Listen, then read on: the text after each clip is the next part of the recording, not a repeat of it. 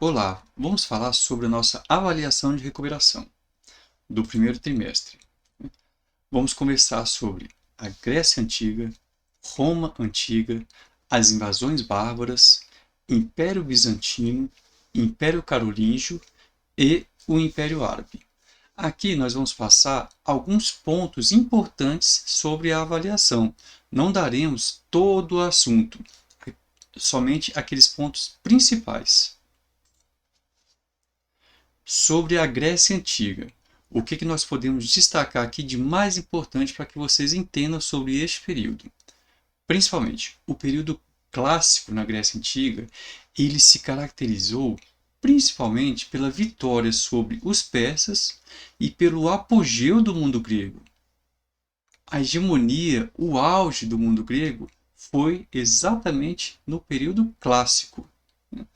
E no seu início, no início da civilização grega, não eram considerados cidadãos escravos, mulheres, estrangeiros e crianças. Isso daqui é muito importante para que vocês entendam como a civilização grega cresceu. Então, escravos não eram considerados cidadãos. Mulheres não tinham voz no mundo grego, assim como os estrangeiros e as crianças. E o principal legado que esse mundo grego trouxe para nós hoje, que nós hoje temos, é principalmente a democracia. Ainda sobre a Grécia Antiga, nós podemos destacar dois pontos principais. E duas cidades, né? As principais cidades-estado da Grécia Antiga: Esparta e Atenas. Em Esparta, o que nós podemos destacar de mais importante seria talvez a questão de o Estado cuidar da educação. Era o Estado que cuidava das crianças, não a família. E qualquer problema físico de alguma criança, ela era imediatamente descartada da sociedade, ela era morta, porque essa criança podia trazer problemas depois para a comunidade espartana. Por isso que eles eram descartados. Agora, sobre Atenas, além dela trazer a democracia para nós hoje, a sua grande hegemonia, o seu grande apogeu, foi logo após as guerras médicas. E o seu declínio se deu principalmente depois de sua derrota na Guerra do Peloponeso, contra exatamente Esparta. Agora passando para Roma Antiga. Vamos falar sobre as guerras púnicas. O que seriam essas guerras púnicas? Elas foram batalhas entre Roma e Cartago. Essas duas cidades elas estavam em expansão contínua e disputavam o poder no mar Mediterrâneo. Então, as guerras púnicas foram principalmente para as guerras púnicas foram principalmente uma luta entre Roma e Cartago pela hegemonia do mar Mediterrâneo. Claro, no final, Roma foi vencedora e Cartago foi praticamente dizimada do mapa. Ainda sobre Roma Antiga, aqui é importante destacar a luta entre patrícios e plebeus. Essa luta de classes, né, ela se destacou principalmente no período republicano, no início do período republicano. Só que a principal vitória plebeia foi a sua equiparação política jurídica. Então, plebeus e patrícios, eles tiveram essa possibilidade de equiparação na política e na justiça. Isso se deu principalmente após a criação da Lei das 12 Tábuas.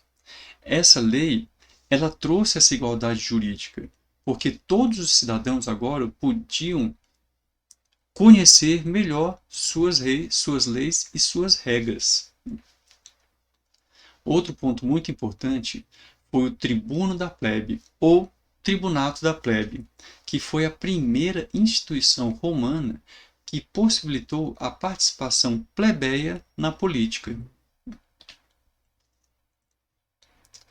Para finalizar o mundo romano, a Roma antiga, a gente precisa entender aqui aquele período do Império Romano em que os cristãos sofreram suas principais perseguições, né? E os motivos foram, dentre outros, né, a negação da divindade do imperador. Para os romanos, o imperador era um deus. Para os cristãos, existia o seu Deus próprio, né? Jesus Cristo descido dos céus. E outro ponto foi a forte oposição à religião politeísta romana. Os romanos eles acreditavam em vários deuses. O cristão acreditava somente no seu Deus, que não era nenhum dos deuses romanos. Esse foi o grande ponto de conflito. E Roma, aqui cabe destacar esse ponto principal, que foi a queda de Roma. Por que Roma caiu? Existiram alguns fatores. Dentre eles, as invasões bárbaras de todos os pontos do mundo ocidental, da parte de Roma ocidental, suas disputas internas, que eram imensas, os gastos públicos, que eram desmedidos, e a barbarização do exército. Aqui cabe lembrar que o exército romano ele passou a admitir os bárbaros como fazendo parte do seu efetivo. E aí sim aumentou a fraqueza do seu exército, porque eles não eram mais somente cidadãos romanos, eles eram bárbaros que passaram a ser cidadãos romanos. E aí sim começou a mistura e essa queda do Império Romano.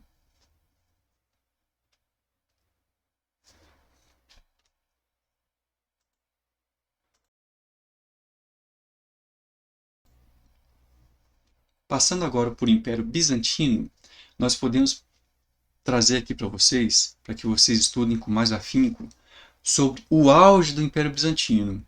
Ele se deu principalmente no período de Justiniano, o imperador Justiniano. Ele conseguiu incorporar ao território bizantino o norte da África, a Península Itálica e parte da Península Ibérica. Então ele conseguiu abranger quase todo o Império Romano de antes, né? Então esse Império Bizantino, o sonho de Justiniano e dos outros imperadores era voltar à grandeza daquele antigo Império Romano que tinha caído. Não chegou a ter esse tamanho, mas foi bastante grande. Tanto que se destaca aqui a África, a Península Itálica, né, que era parte de Roma, e a Península Ibérica. Justiniano também, ele deixou um grande legado para a gente, para nós hoje. O Código de Direito Civil de Justiniano é base dos códigos civis de várias civilizações modernas, vários países modernos hoje do mundo ocidental. Além disso, aqui é importante deixar muito claro que a religião oficial do Império Bizantino era a cristã. Eles tinham uma religião, né, que era a cristã. Primeiro católica, depois a ortodoxa. E o Césaropapismo, ele retrata muito bem este império e este período aqui, pois o imperador, ele tinha supremacia política e religiosa. Então ele mandava tanto em questões políticas quanto questões religiosas.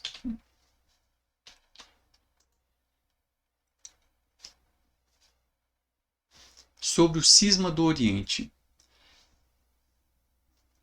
O cisma do Oriente foi a ruptura da Igreja Católica Apostólica Romana e ocorreu exatamente no ano de 1054. Né? Foi a divisão da Igreja Católica, a primeira grande divisão, o primeiro grande cisma da Igreja Católica. Né? Não foi lá na Reforma Protestante. Aqui foi o primeiro cisma. Aqui foi a primeira divisão.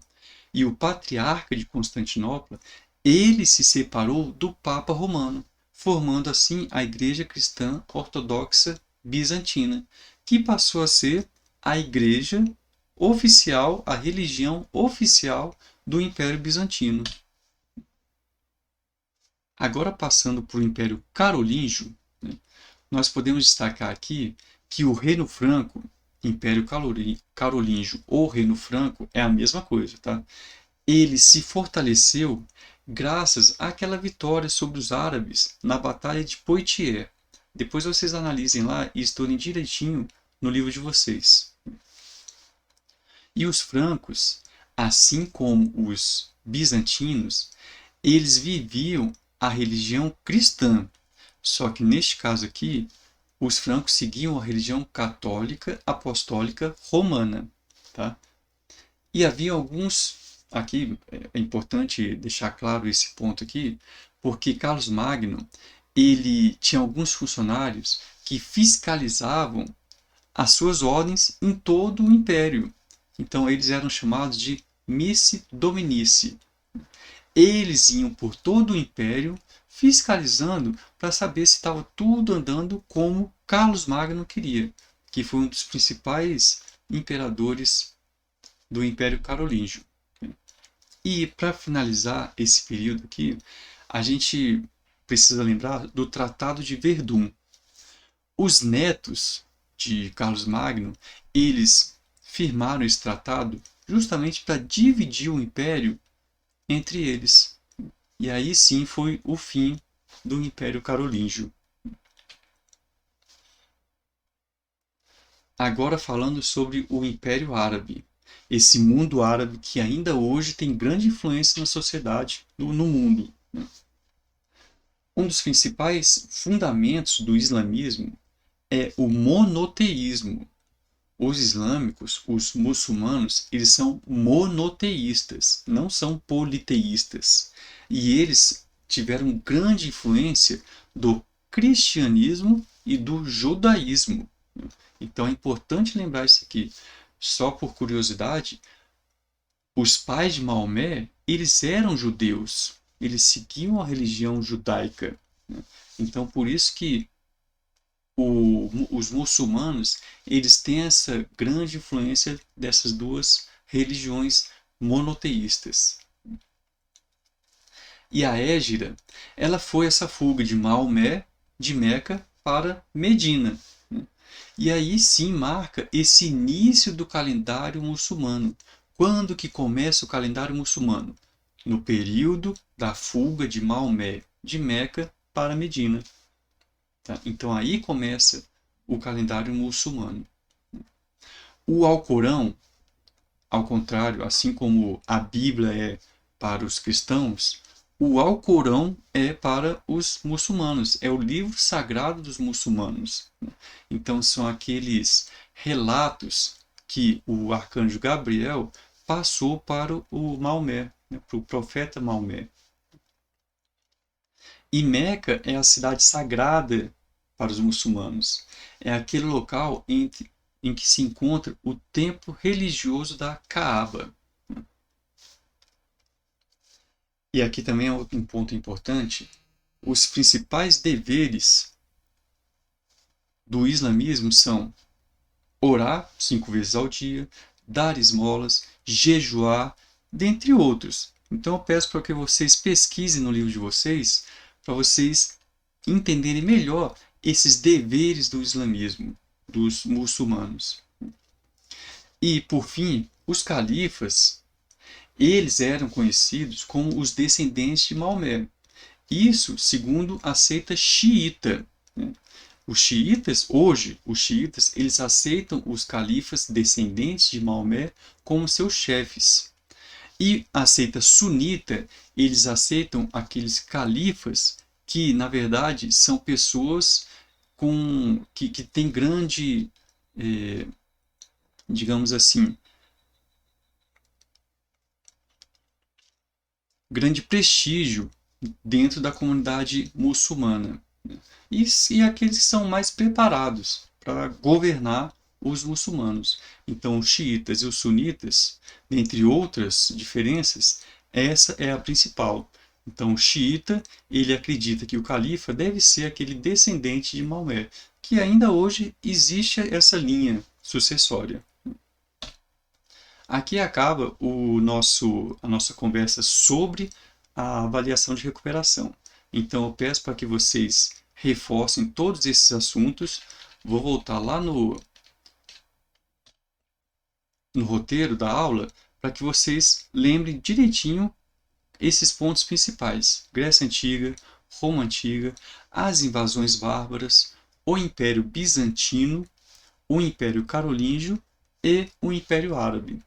Vocês vão ler lá no livro de vocês, vai estar tudo direitinho lá, mas vocês leiam o livro com base também olhando aqui esse slide e essa aula. E aí vocês vão conseguir estudar de forma mais tranquila e direta.